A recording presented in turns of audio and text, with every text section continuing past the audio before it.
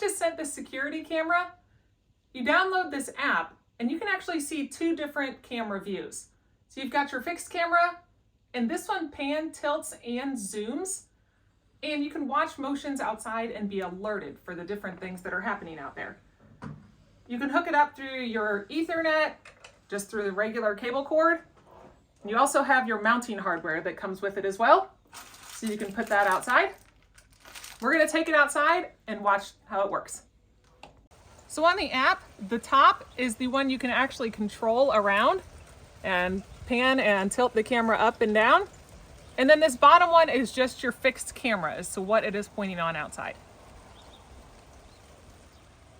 So on your fixed camera, if you did want to see something you were suspicious about, you can just drag this over to that area and your camera would be there, and then you can zoom in up here to see if you can see what is actually out there. It does have a voice on here, so you can hear things as well.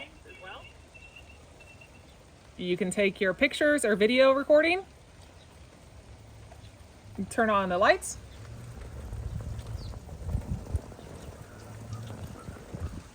And it has a memory stick on there. It does have the alert if you do see a human in the back, that it will alert you that it sees something back there.